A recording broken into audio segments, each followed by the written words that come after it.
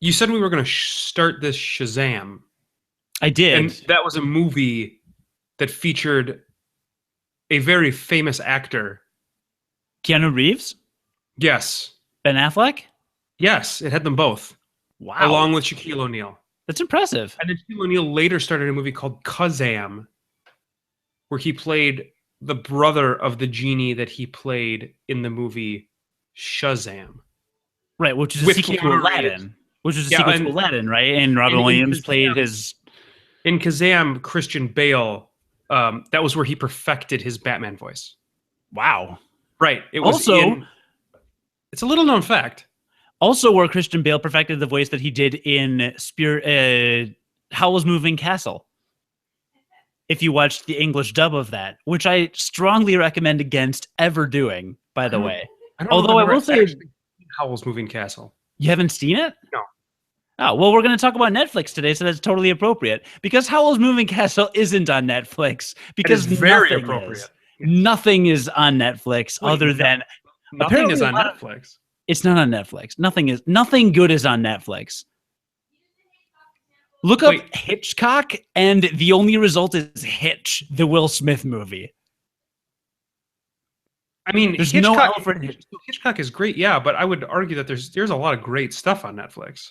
Name one good thing on Netflix. Hitch, the movie with Will Smith. Okay, that's what I thought. Yes, we're going to talk about Daredevil on this episode, which was fine. And Marvel Studios or whatever, Netflix Studios, I don't even know. But we're going to talk about that. But no, Netflix, anytime my girlfriend and I try to sit down and watch something on Netflix, it's not on there. And even Doctor Who is on Amazon Instant Video now. So Netflix is basically dead to me. Wasn't Twin Peaks on Netflix? Twin Peaks was on Netflix. So Twin Peaks is the only good thing on Netflix. Okay. There's a lot of really great horror movies on Netflix. A lot of really great schlocky stuff, and then there's a lot of there's some really good classics on there. Yeah, no. Every time I do this, it's got some offerings. Every time I do a search for anything, I come up with 8 horror movies. If I'm looking for The Princess Bride, I come up with like Princess Stabbings, Princess in the Dark, Princess Stabbings was a classic. That was a classic. That was a 67. It was back during the Cold War. It's really an allegory. What isn't an allegory these days, really? It's an allegory. Right. So on this episode of Game Life Balance U.S., I, Cody Goff, my cohorts, Jonathan Martin. Are you not drinking alcohol this episode? I'm not. I need water tonight. Yeah, I kind of do too. I exercised today. That doesn't happen often, as we know. Yeah. From our previous episode. But I'm feeling great. So yeah, we're gonna delve into some Netflix stuff and then talk a little gaming news and board game that you played that you're excited about. But yeah, very excited about. And of course, but the thing is, I want to set up the expectation right now that we will never go off on any tangents at any point in any podcast that we ever do, because it's never happened before. We would never discuss something that was off of our topic list. The way that we circumvent that, though, is as soon as we start going off our tangent, we immediately put it on our topic list, which we have open at all times of the show. That is a good way to circumvent it. That's right. And so anytime we were, to tangentially go on, talk about, say, Miyazaki films on Netflix. Oh, that's a point we need to add to the top of this list of our topic list. Miyazaki films on Netflix. Anytime we ever talk about things like that. Clicking my pen. Can you hear that? You're clicking your pen. It's not actually typing anything on the topic sheet, but it's impressive. You're clicking your pen. So we would add that to the topic sheet, and then boom, it's taken care of. It was something we planned on talking about the whole time. Well, I'm clicking my pen to write it down on a notepad, which I will then transfer. That's not how you write, though. You have to click the pen a single time, and then that makes the point of the pen come out, and then you use that to write. Well, I don't understand. I understand that writing is an archaic form of expression that people used to use. It is no longer done that way. We talk only in emoji here on Game Life Balance. Smiley face, crying smiley face, coffee cup. Game Life Balance U.S., or as we like to say, Game Life Balance American flag. American flag, dancing girl, wine glass, cigar. That's really American. And after this November, we're going to put an orange toupee on the top of our logo. I mean, the dancing girl, she kind of looks Hispanic. It looks like she's wearing a Hispanic dress in the emoji signs, at least in the ones in Apple, which maybe you don't have. Your phone, no. I've got some white woman in a red dress. Clearly an imposter. Clearly not from Latin America. Oh, yeah, absolutely not. I can just see by the way she moves her hips. Can you? Yeah. Oh, wow. Kira told me hips don't lie. Well, now that we've scared away anyone who came to this podcast to hear me talk about Daredevil Season 1, I'd like to launch into Balancing Act. We don't really use that segment open often, that name. We don't do a lot of Balancing Act segments. No, not yet. Who knows? I mean, it's there to use. It's there to use if we need it. I have a list of 8 segments that we do on this program, and Balancing Act has been one of them for a while, but I think we've only done 1 or 2. But that it's Joy of Parenting is one too. I think we've done it once or twice. So Joy of Parenting we've done it a few times now that your son get used more than others. That's the nature of the beast. The beast that is this podcast. I don't anymore know how to podcast. Mm-hmm. Our slogan. Oh, good, a text message. Just what I wanted. There actually wasn't a text message in case you were Balancing Act should be about how you balance ignoring the fact that you're doing a live show and instead texting the whole time. Why don't we balance your text? It actually wasn't a text. It was the weather app that I have on my phone telling me what the weather is going to be tomorrow. P.S. It's going to be cold. I don't know whether or not to believe you. So what are you balancing? I'm balancing life and games. That's kind of what we do here. And America and U.S., actually. It's actually a thing that's happening.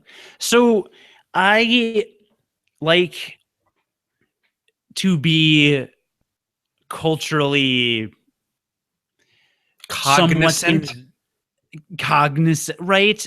If everyone is watching a TV show or a lot of people are watching a TV show, I want to also be able to have a discussion about that TV show. You want to be part of the zeitgeist. I want to be part of the zeitgeist. As long as it doesn't involve Dancing in the Stars or The Voice or any of that reality garbage or Jersey Shore or any of that. No, I don't do that. I do not have time for that. But for example, when I used one of my first jobs, everyone was really into Lost. And I felt left out, so I watched all of Lost. Because I worked overnight shifts and I pretty much watched it at work on my overnight shifts, which was great. And you could have done worse. Yeah, I could have done worse, right? And I enjoyed the show and I was able to talk then about it and it was all great. So I was influenced heavily by the C2E2 podcasting panel that I was on last month with the GonnaGeek Network, members of the GonnaGeek Network. Because all of them talk all the time on Google Hangouts and on their podcasts and on Twitter and everywhere and on Facebook and everywhere about all these TV shows, none of which I've seen. Agents of S.H.I.E.L.D., Arrow. Does Green Lantern have a TV show? If he did, that'd be one of them. He's got a ring. He has a ring. The Flash, Game of Thrones. I don't actually watch the televised version. There's a whole Game of Thrones podcast on the network, Tyrion's Landing. And Daredevil and Jessica Jones and basically all these nerdy TV shows. Supergirl, they keep coming out that I'm not into or whatever. So you can actually go on GonnaGeek.com and under Better Podcasting, the podcast, they've posted the full GonnaGeek Network panel that we did. So if you want to go learn how to be a better podcaster, you can check that out. But they also posted the podcast that we recorded after the panel. We didn't really have a direction or a focus area or a topic necessarily, but like 10 members of the GonnaGeek Network got together and we all just recorded and mostly ended up kind of talking about Netflix and television and things like that. And the onus for that was I have 8 or 9 TV shows I haven't watched. Which one should I start with? Which one's good? What are the pros and cons? So go check that out if you're interested in pros and cons of that. But has that been posted now? I know it hadn't been posted. Yeah, it just got posted this week. Perfect. Yeah, so go check that out on GonnaGeek.com. Yeah, so it's actually really interesting, and that's just happened to happen this week as I finished season 1 of Daredevil. So it's just really good timing for everything, and part of the conversation was, so I wanted to watch one of these. My girlfriend does not like excessive violence, and that makes watching some TV shows hard because they are excessively violent. What's the most violent show you've watched lately, John? Dexter? Probably some sort of crime show of some kind. We started watching The Wire, which had a little bit of violence in it. Dexter has had a lot of violence in it, and we've watched that whole show. I don't know if we watch a lot of violent TV, to be honest. Not by intention. It's not like we set out like your girlfriend may and say, we particularly don't like this kind of thing. I don't think that we really watch a lot of violent TV. Yeah, and neither do we. So maybe Law and Order SVU whenever it's on, because whenever it's on, you have to sit there and watch the end of the episode. And then it's always, either horrendously violent or really disgusting and just makes you feel bad about humanity. So maybe something like that. Okay. So anyway, long story short, I decided I would start watching a Netflix show on the train because my train commute is about 15 to 20 minutes each way, depending on the day and the time and how many stoppages there are. Basically good enough for one episode, kind of. It'd be good enough for a TV episode, but if I'm watching a Netflix original series, those are closer to an hour. So really, I end up having to make up the difference. Maybe I won't get through a whole episode one day, and I'll just kind of have to continuously watch, or maybe I'll finish it at home. But for the most part, I was like, let's do this on the train. And I picked Daredevil. And I watched season 1. And this morning I started watching Jessica Jones because it was recommended to me that I watch season 1 of Daredevil and then season 1 of Jessica Jones and then season 2 of Daredevil. They both take place in Hell's Kitchen, the area of New York. And the famous restaurant by Gordon Ramsay. Also the famous restaurant by Gordon Ramsay, who incidentally plays both Daredevil and Kingpin. It's a strange choice of actors, I thought. But I think that's a new trend on Broadway. To make both the villain and the hero seem more relatable. Right, because he also plays Andrew Jackson, or that president in the musical. Madison Monroe, Quincy. Madison Monroe. It was a hyphenated last name. He Franklin. It's Hamilton. He took his wife's last name. It's Madison Monroe. Madison Monroe Hamilton, yes. 43rd president of these United States of America. Right. Madison Monroe Hamilton, played by Gordon Ramsay, is 3 characters. It's so strange the way they do that. So there we are. So started watching Jessica Jones, and I'll talk about that on another podcast. I may actually write an article on GonnaGeek.com about the first seasons of these 2 shows because I actually am having things to say, which surprises me. You don't shut up. That doesn't surprise me at all. Well, that makes one of us. Anyway, so finish season 1. And you have not watched it, I'm guessing, and you probably have no desire to watch it whatsoever. Actually, it's on my list of shows that I eventually want to get to. It's just there is much less time in the evenings now that Max is staying up later than there used to be, that both Casey and I are awake at the same time and able to watch a show. And we're almost done with Black Mirror, so that's kind of the show that we're watching together right now. I just added that to my queue, and my girlfriend has seen the first couple seasons. So good? It's only 3 episodes per season, and it's 2 seasons long with 1 episode in the 3rd season. So there's only 7 episodes of the show. And do you want me to go on about it right now? Just tell me if you like it, basically.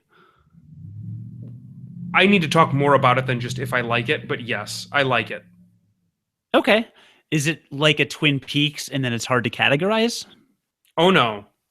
It's a modern day Twilight Zone, only much more depressing. Oh, good. So you like it It because it's it, good, it but it doesn't make you exactly. feel Oh, good. we cannot watch more than one episode at a time, and I'm not even kidding. Like we cannot watch more than one episode at a time of that show because of how dark of a place that it sends you. It's basically a show that takes current technology and it extends it to its most heinous but possible conclusion. Things like social media, things like labor, the way that we view labor, things like the death of a loved one, and robotics, stuff like Wow. that. So it's really deep and it's really dark. It's just so dark. It's so dark and depressing, and it just shows the worst of humanity that humanity has to offer. So yeah, it's a great show. You should watch it, but you shouldn't watch more than one episode of a time because you'll probably not feel all that great. Does it take social media to the level where that horror movie went, that You've Got Mail or whatever, where there's the Facebook? Yeah, You've Got Mail, the famous Tom Hanks horror movie, Yeah, yeah, the yeah. Tom Hanks Meg Ryan horror movie. Yeah, Tom Hanks. Yeah, where Tom Hanks and Meg Ryan. And the twist is, it turns out they were dead the whole time, and everyone was killing them. Right. They You've just seen the movie. cut away whenever that happens. No, remember the Social Network one where their friend is supposedly dead, and then they get a G chat message from them or something, and they're like, "Oh, what's going on?" And it turns out the person is social media something. It That came out movie, like 2 years that ago. movie could have been. That movie had a fantastic idea in that it took place all in one shot on a computer screen, and then it was actually it was a really cool concept. I watched that movie. I can't remember what it's called. Uh, Swim fan at. Swim Fan Ant. That was totally it, actually. So I I really did like that movie for what it was trying to do. It was just done. It was not a skillful enough director and cast to pull that off. Well, But it because was of all the water scenes, you can't put a computer in water. no, and they didn't know that. They didn't know that when they started, but they do now. Wow. Many computers were harmed in the making of that movie. Swim Fan at. Oh, we need more. We need more non-letters and numbers in our movie titles. We need pound signs. We need we need hashtag movie. That needs to be the name of a movie. Hashtag movie. We need more hashtags in our movies. That's what in our movie titles. That's what we You know, need. you know that'll sell tickets just because of the stupid name. That's the worst part of it. Hashtag movie. I would go see hashtag movie. What's it about? It could be about anything. It's a movie. And I could make it trend on all sorts of social media that way. Oh, so many social medias. All the social medias. Hey, how do you feel about brands? Can we talk about how great brands are? I love brands. I love brands on social media. When I know that a brand is on Snapchat, I will follow that brand, and I'll be more likely to buy things from it because it's on Snapchat. I really want to interact with brands. That's what I've always wanted to do. I've always wanted to interact more with the brands that I enjoy consuming. So Brands are tell me humanized. how do I consume more brands? It's by humanizing them. And when you know that a brand is a human, then you'll give it more money. I can't hear you talk about your real job. You were talking about Netflix, and you were talking about Daredevil And violence, yes. and violence And and watching on the train. so this is two parts. The things I wanted to talk about. In the two parts in no particular order are, I'll talk about the show and what I think about it. I won't get real spoilery since you may watch it at some point, and also what to do about watching shows on your phone, which has a limited screen. Now, granted, I have the iPhone 6S Plus, which does have a pretty sizable screen. I mean, it's several inches across. But that said, still, Daredevil is very much built around its choreographed action sequences. It's absolutely the centerpiece of the show, in my opinion. And so there are some things that I'd like to watch that I'm not sure I would enjoy on my phone, specifically Captain America Winter Soldier, which I feel like has a lot of plot points that are leading into the upcoming Avengers movie that I would like to be familiar with before I go into that movie. Because I'm really hype about the Avengers, Captain America Civil War. I'm super hype about Captain America Civil War, but I haven't seen the second Captain America, so obviously I'm sure I can grasp the plot without having seen it, but Captain America being a central character, I feel like it might be kind of nice to have seen it. But then it's like, well, if it's half action, am I going to want to have it on my tiny little phone flying around all the place? I don't know. Do you ever watch on your mobile screen? I think the only things that I've ever watched on my actual mobile device, you're frozen at the moment.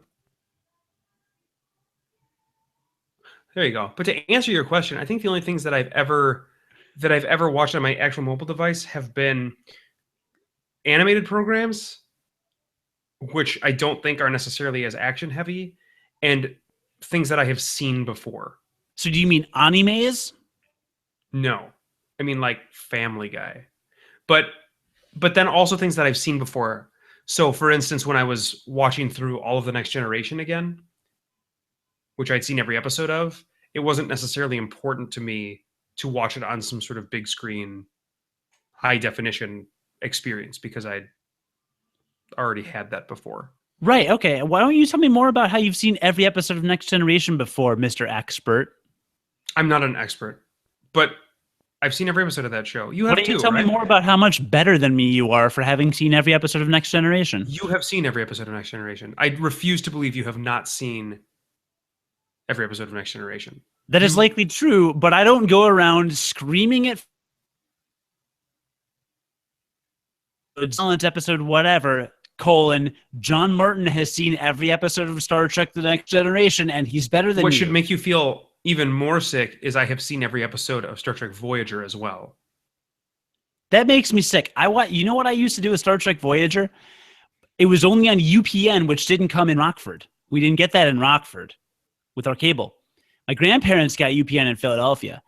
My granddad would videotape 4 episodes at a time and then send me the videotape, and I would watch them on a tape delay, essentially. I did that for 3 seasons. We actually watched that together for a little while when it was first on TV.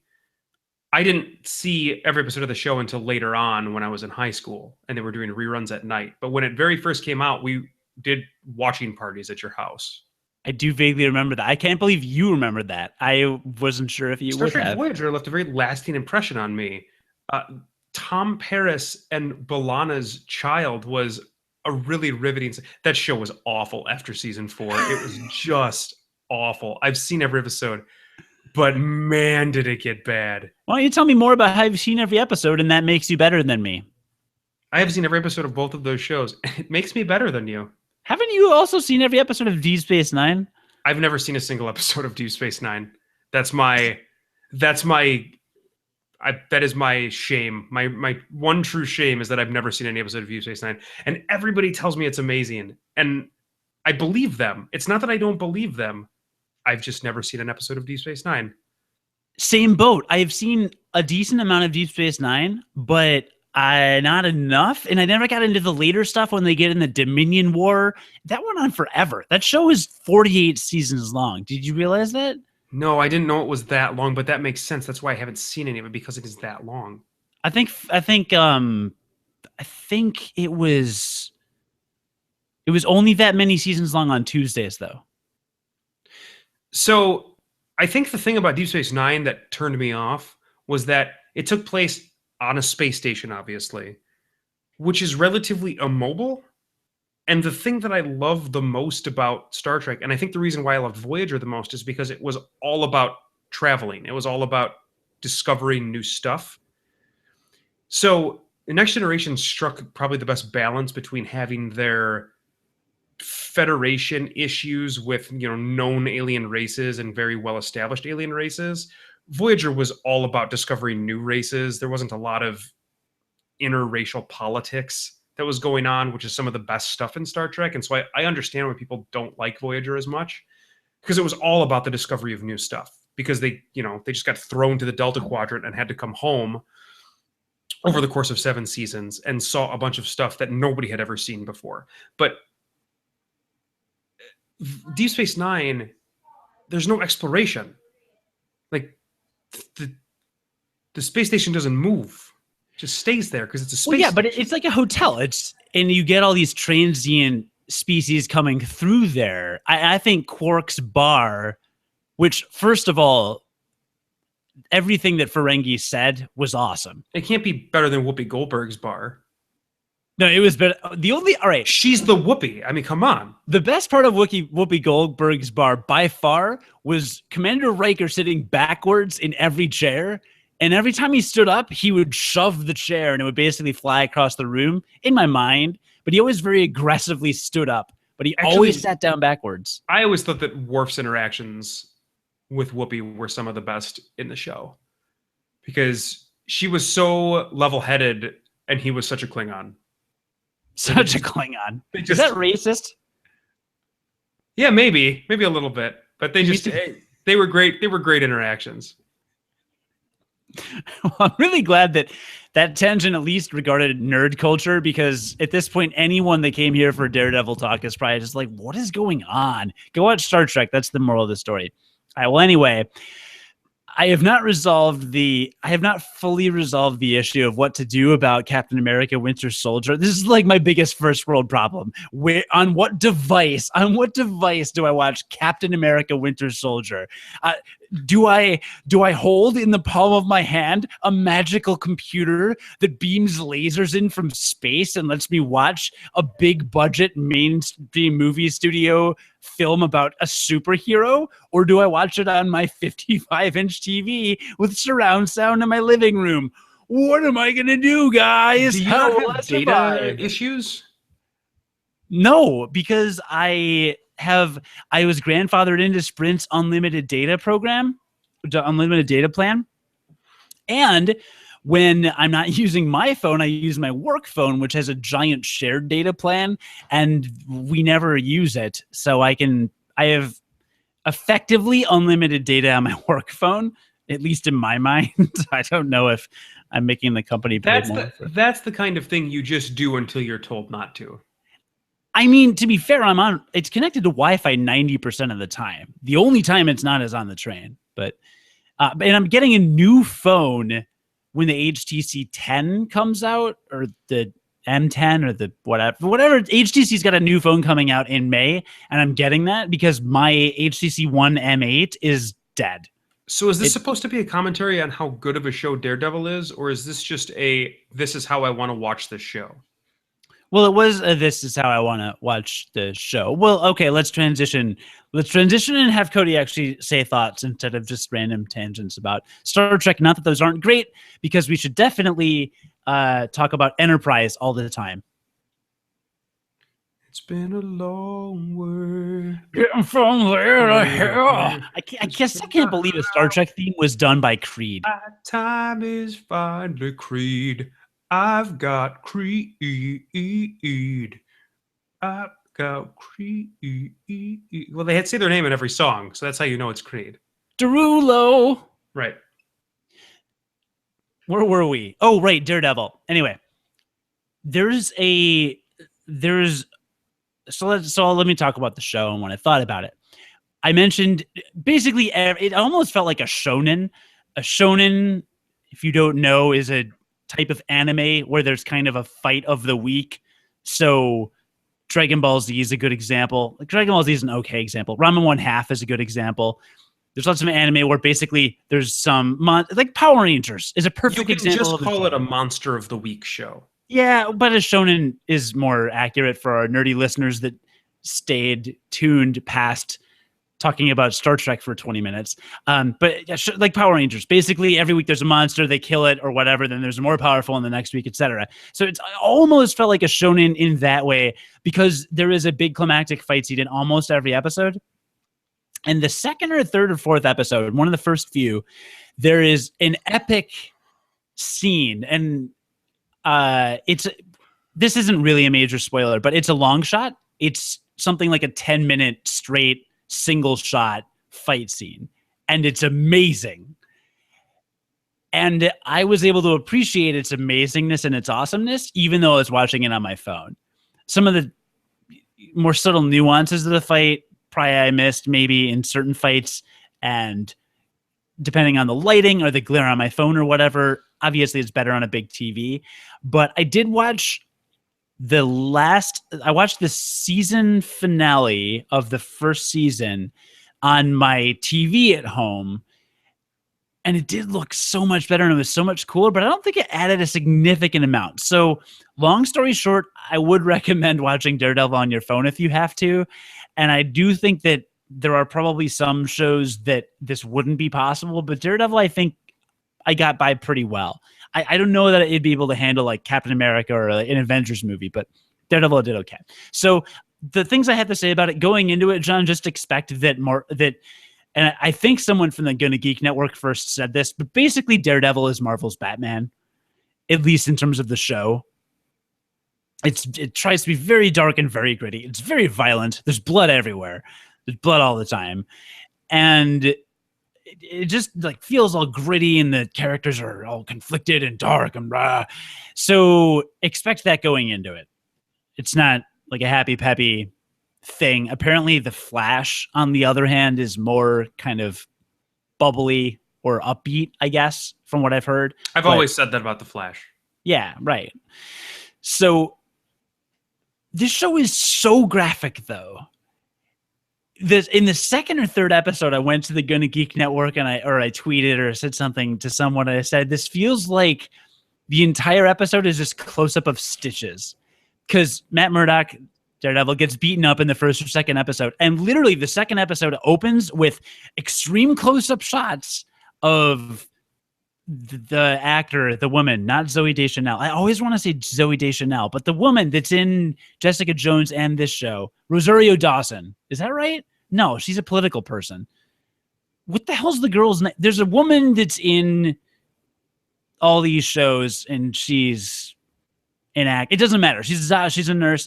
She's stitching him up, and it's just extreme close up of her literally like threading the needle through his skin and stitching up this stuff. And that's pretty Rosario Dawson. Yes, thank you, Chris Farrell from the GonnaGeek Network is an expert and is also in our live chat. So thank you for the support there.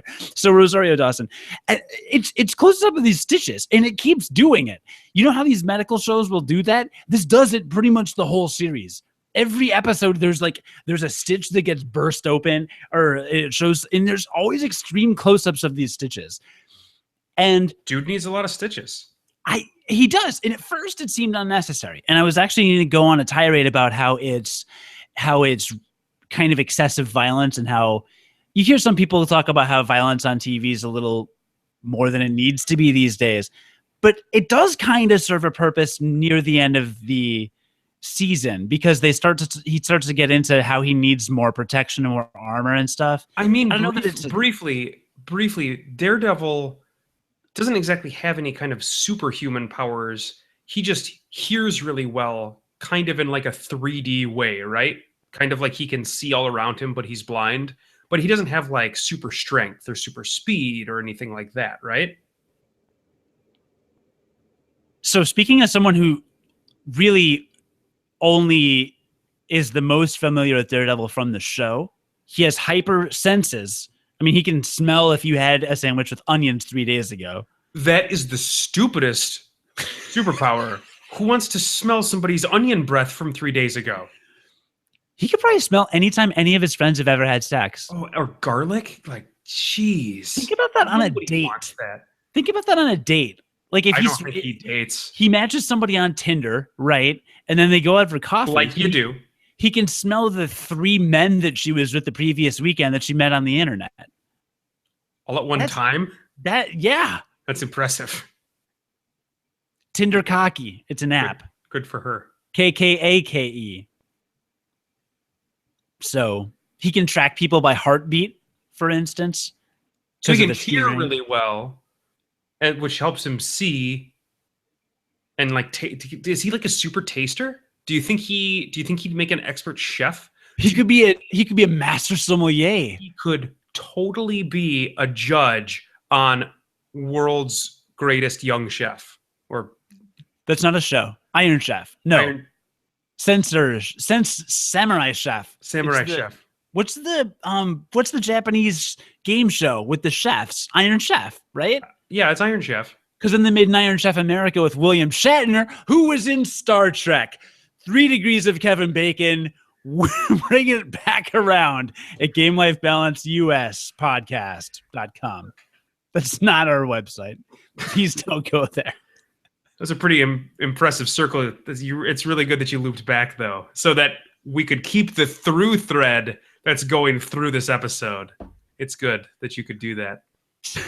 So anyway, I guess I don't know if he has super strength, but he's trained in martial arts. And yeah, but that's his own training. That's not because he's super strong or he was trained by a ninja guy. Or he's super fast or anything. He's not. No, he doesn't have physical superpowers. Right. And so he's going to get the crap kicked out of him sometimes by probably some villains that do have superpowers. And he's going to need stitches. That's what this all comes back to, is dude's going to need some stitches. All right? Okay, but does it need to have gratuitous close-up shots of the dude getting stitches? What if it's a really bad gash and it takes a lot of stitches? Do you want to wait 20 minutes for dude to just be stitched up and just listen to him talk on the other side of a door? That sounds pretty lame. Or you could cut to after. No, you have to be there for every stitch, whether you watch or not. So either you watch and you see something interesting and you learn what it's like to get stitched up, or you watch from the other side of a door and you just hear 2 people talking in muffled voices. Does that sound like much fun? This was the only way it could happen. See? Well, it'd be easier for me to watch on Netflix because then I could just not look at my phone and I could listen while walking. You know what stitches mean, right? Snitches. That's who gets stitches. I've been told that. You bring up an excellent point. I'd like to subscribe to your newsletter. By multiple rap songs and TV shows, they've told me, and shirts. I see it on shirts that snitches get stitches. That's intense. This is that Daredevil's power. He's a super snitch. He's really good at snitching. Is it a good show? Did you have fun with it? I thought it was a good show. I didn't think it was a great show. It wasn't as good as Twin Peaks or Breaking Bad or any of the best shows ever made, right? I wouldn't put it in that echelon. I would say it was enjoyable. It was entertaining. It was pretty good. It had its good parts. Average person like me would have heard more about it if it belonged in that tier of shows.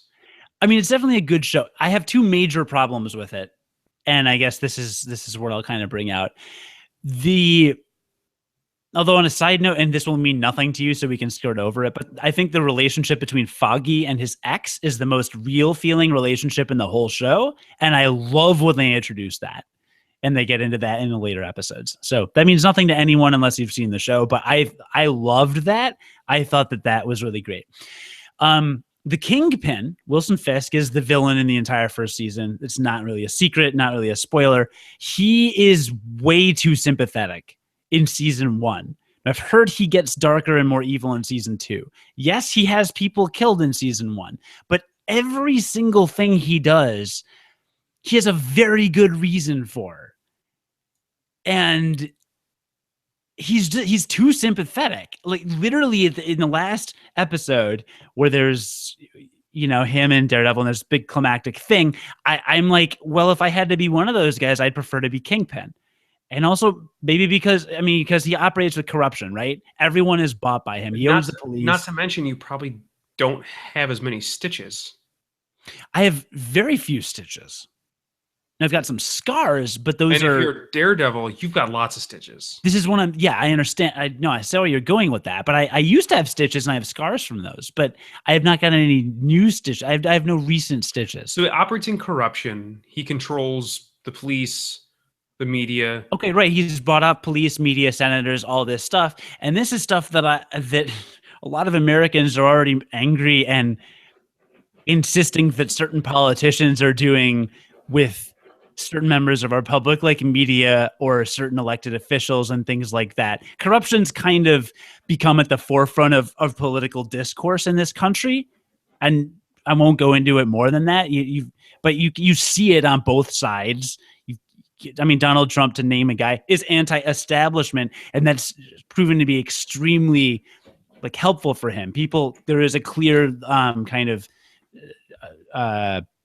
there's a clear discontent with kind of the quote unquote the system right now. And I see Kingpin and I go, well, here's a very cartoonish, obviously very unrealistic, but also believable enough version of that to where like I kind of hate him, but at the same time I just look at it and I just get to the point where I'm like, if that could be me, I would just do it and just run everything. I'd be evil. I don't know. Maybe that's just me, but I think he's too sympathetic. And I think that Daredevil is really sympathetic as well because you see things from his perspective. But at the same thing, he and his little team of good guys, him and his couple friends, they don't really, I don't think, necessarily follow a clear character arc or grow in a way that has a very great payoff in the end. For example, there's a female that their secretary basically who starts out kind of scared and distressed and then tries to kind of become a hero and then does some really, really terrible, selfish things. And that's at the end of the season, it's kind of like, all right, well, that happened. Oh, well, I mean, I had to or whatever. And there's no comeuppance. There's no real ramifications for it. It just kind of falls flat to me. And Matt Murdock, Daredevil, does the whole superhero thing where at first he's really secretive and then, I gotta be secretive, protect myself, protect my friends. And I need to open up. I have to open up because I need support from people. And then at the end, and there's also this struggle. He's a lawyer in real life. In real life, Gordon Ramsay is a blind lawyer. And as the blind lawyer, he's like, well, I got to use the law to fight, but sometimes I have to use other than the law. But then his supporting characters kind of try to push him towards, well, I'll only use the law. I shouldn't use this violence. But then in the end, he ends up kind of doing a combination of both, and it doesn't seem to matter to him. So I don't know. I didn't think that his character arc was super well done, and it's only one season, but I feel like it had potential with a little bit better writing to reach Breaking Bad level of character conflicts. But instead it just falls a little bit short. And I see what they're going for, and you get the gist of it. It's not poorly done, but I think it falls a little bit short of where I would have liked for them to go. I really think that the secretary should get some kind of comeuppance for some stuff that she did. And some other characters are just kind of, I don't know. I don't know that I like where their arcs end and begin and all that. To me, that sounded, to your layman who's never seen this show, that sounded incredibly confusing. Okay. And not in an interesting, he's an interesting character way, but more just like it sounds pretty muddled. I don't think it's muddled. I think I'm misrepresenting it in that way. I think it's pretty clear. It's just, at the start of this episode, I joked that everything is an allegory these days. I think that kind of can maybe apply to this, but I just think Kingpin is a really well-developed character that I empathize with, and the rest, I get most of it, but I feel like they could be fleshed out a little more. And season 2 could totally change all this, but that was my impression. I would give it like a B. I'd give the show a B. Is that assuming that A is the best rank or that an S rank is the best rank? That's assuming S rank is the best rank. So we would put Breaking Bad and Twin Peaks at an S rank. An A rank would be, let's see, what are other good shows? I think Lost could probably be an A. The final season, though. I liked the final season. I liked every season of that show. I just don't think it wasn't quite as good. I would say Lost was an A until the final season. I would say Battlestar Galactica was awful. There was real awfulness to that show. Okay, but seasons 1 and 2 of Battlestar Galactica are S rank. Seasons 3. You could probably put Next Generation as an S rank. I think that show is incredible. I would say Next Generation is probably an S rank. Yeah. I would say Enterprise is an S plus. Yeah, it does earn that title. Right. So, yeah, Battlestar Galactica, and Chris in the chat is agreeing. Yeah, season 1 and 2 are S rank easily of Battlestar. Easily S rank. Yeah, but unfortunately, there were other seasons of that show. There were other seasons. Yeah. And man, did that show fall off a cliff. Yeah. No, dude, you want to talk about shows that fell off a cliff? Heroes season 1 was an A. Season 2 was a D. It was like one of the worst seasons of any TV show ever. The last season of Heroes is literally the worst season of any television show ever produced in history. Ever. It's a bold claim. It was hell on earth. I mean, check it. Go watch an episode. Go watch an episode of season 4 of Heroes. You will agree. I believe you. I think we can leave it at that. And yet Heroes season 1 was so good. So I don't know. But anyway, so yeah, I guess I kind of recommend Daredevil. And now I'm watching Jessica Jones, which I'm really enjoying. It's a much different tone. It's weird. Jessica Jones has a lot more comic relief, but it also goes way darker. Yeah. So, whereas Daredevil was kind of more medium everything, and now Jessica Jones is just like both ends of the spectrum. And every time I ask anyone about Jessica Jones, everyone just says the show's really messed up. Everyone just says it's really messed up. I'm enjoying it so far, but we'll see what happens there. But so that's my Daredevil review / Star Trek history review / I don't even know. Really, they go together. Yeah, and also Chris in the chat says The Cape is the worst thing on TV, not Heroes. Did you watch The Cape?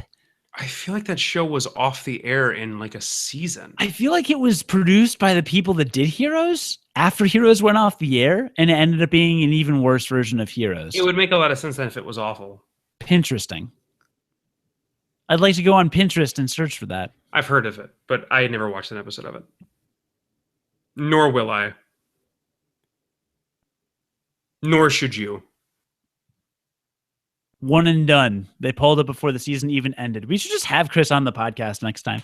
This is weird. Next time we talk about stuff that we don't know about. This is weird for me because all right, the GonnaGeek Network has so many shows about comic book TV shows and movies and comic book reviews and all that stuff. I mean, Chris hosts Nerd Alert News, and we don't really get into that. You and I are not comic book people as much. Not at all. I mean, really? we love I think we both love the cinematic universe. Maybe me a bit more than you. Yes, to be perfectly honest, I'm getting kind of burned out on the cinematic universe. Yeah, you've mentioned that. So you're not a superhero comic guy. Yeah. I feel like I dabble. I mean, I own a trunk of old comics. I read The Death and Return of Superman like 12 times when I was little. I've got a lot of Spider-Man back issues. So I grew up with it. I've always been into the culture, but I just don't know as much. But this is like the bread and butter of the GonnaGeek Network. This is the whole point of what a lot of them do. So it's kind of funny for me to just like for us to jump in, especially you not having seen it. And for my totally unqualified opinion, we should do a podcast called Unqualified Comic Book Readers. That is an awful name for a podcast. And these companies are trying to appeal to people like you and me, people that aren't, because if they made a show called Daredevil, people that are interested in comic books, they're all going to watch it anyway. It's people like you and me that they need to try to get interested in these shows that are on the fence, that don't know whether they want to watch it or not. You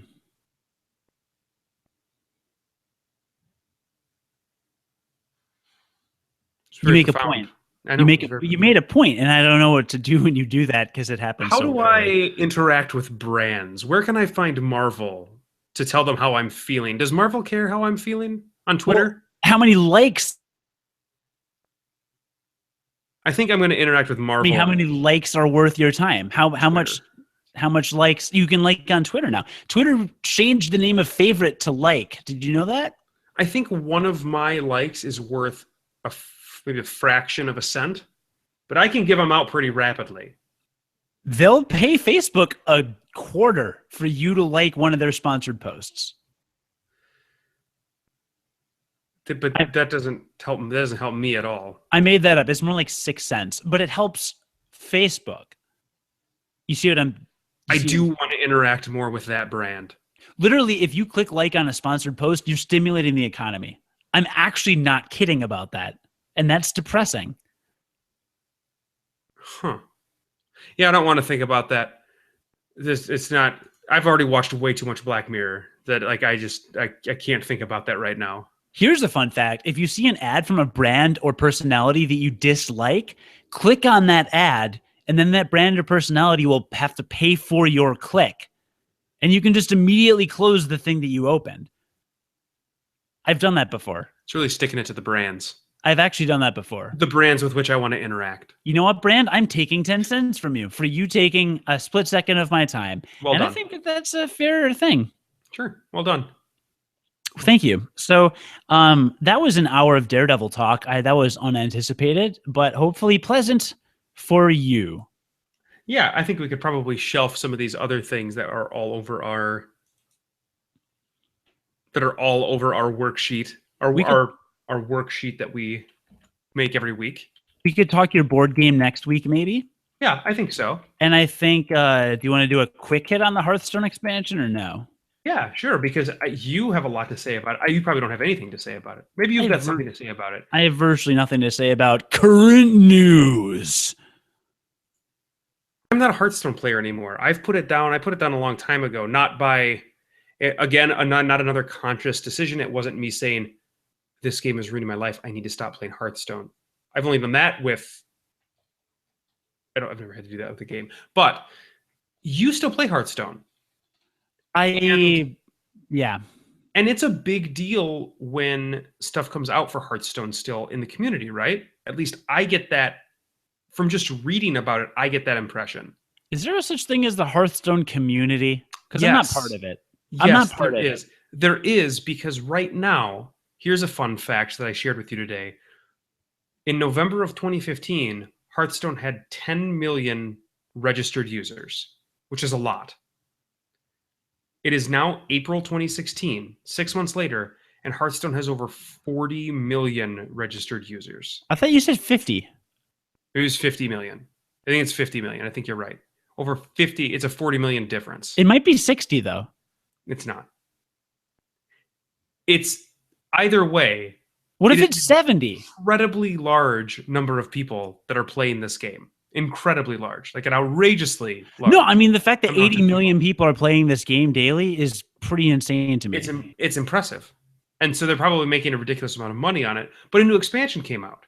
And so they've released a new expansion. It's based on one of the big raids in the original World of Warcraft. So like for the people like me who have some experience with original World of Warcraft, it's kind of cool to see the callbacks to those characters. So I'm not going to lie, when I was looking at the card lists, I've looked at like every card that's in this expansion. I kind of wanted to start playing the game again. I'm not going to lie. I hate that game. I hate playing it. I hate talking about it. I only play it when I am pooping. And with 90 million registered users, that's 90 million people sitting on their porcelain thrones, if you catch my drift, who are not as bored as they would have you believe. I actually don't believe that the only time that you play that is pooping. I don't believe you. No, literally. I am one of many of the 100 million subscribers to this game that does this. Do you know how often I go to the bathroom? It's got to be an unhealthy amount. Do you want me to tweet at you every time I'm going to the bathroom? I don't need that many tweets in my day. I couldn't like fast enough. And I couldn't tweet it because I'm busy playing Hearthstone with 110 million other subscribers. So anyway, it's kind of a cool big deal. I was looking at the cards. It seems like they're changing quite a bit of stuff. And I kind of wanted to play it again. I'm assuming that even though you're only playing it when you're pooping, you're probably going to get into the new expansion. I'm not. I'm hoping not. I'm hoping that this forces me out of the game. I really do. I played one game, and it was against somebody who has an entire deck built entirely out of new cards. Came out today. Guess I'll have a whole custom deck with synergy and everything and strategy. Yeehaw! And that's what he sounded like over the thing. And I'm just looking at it, and I'm like, well, this person is either making too much money or mommy and daddy gave him $200 to spend on expansions that they have every card. And it's like, you know what? I'm not a money tree. I don't have a money tree. It's not even planting season for me yet. I would not plant a money tree today or this weekend. So, what do you want from me? They've got 120 million. I guess I expected you to be a little more excited about the expansion. I'm not excited. I'm legitimately not excited. I have not looked at any of the card descriptions. The only thing I did was sign in today, so I got Cthunt. And now that I have a Cthunt in my deck, I can be accused of sexism. You sound pretty excited. I'm actually not. Did you actually think I'd be excited? I really hate this game.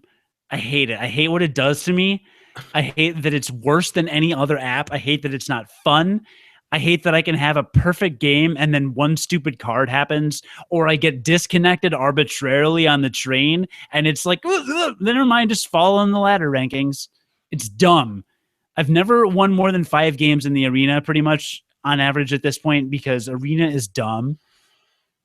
I'll be in the middle of an arena run, and it's like, oh, they have Dr. Boom and Ragnaros the Fire Lord in their deck. Yeah, okay, that's cool. I'll just play my 3 leopard gnomes that I lucked out and got. No, that's dumb. It's a dumb game. You sound pretty excited about this expansion. Don't play. I've been over this. We have not. Have we even talked about Hearthstone on Game Life Balance U.S? If you go back and listen to Unqualified Gamers, we talked about this game ad nauseum. There's actually, if you go back and listen to our other episodes, there's just this fantastic bell curve of Cody kind of first starting to play the game and kind of being a little skeptical. He wasn't playing it at all, and I was telling him about how great it was. And he's being a little skeptical to jumping up to like the height of the bell curve and being just this ravenous fan. You were spending money on packs a little bit. You were seemingly really enjoying it. And then over the past, I would say maybe 3 months, there's been a pretty precipitous drop off of the bell curve of you just getting more and more jaded with the game. And it's getting funnier and funnier every time I hear you talk about it, because it doesn't sound like you're playing less to me. Maybe you are, but to me, it just kind of sounds like you're playing about the same amount and just hating it more and more and more as you continue to play it. Yeah, pretty much. I play a few games a day. Yeah. I play a few games a day. You poop a few times a day. I hate them all. And so the last expansion, the League of Extraordinary Gentlemen, was the last expansion. Mm-hmm. And I bought the whole thing for free with gold. We've been over this. So to buy an expansion in the game, which gives you some single player challenges, and you can unlock new cards, you can either pay $20 cash, or you can pay in-game gold that you accumulate from achieving achievements. And John always said, well, it's more efficient to spend your gold on packs instead of on these expansions, because the expansions don't give you many cards. Well, I was just playing a bunch and I refused to give them any more of my money, so I did buy every chapter of the League of Extraordinary Gentlemen with gold. And that felt great. I've not given them $1. And then I kept getting these ads, pay $50 and get 60 packs with the new expansion. And I'm just like, no, I am not doing that. I am not going to raise the amount of money I've spent on this terrible game to $200 or so lifetime so that I can have kind of okay cards that might be able to compete against Mr. I have mommy and daddy spending $400 on cards for me. I mean, there's a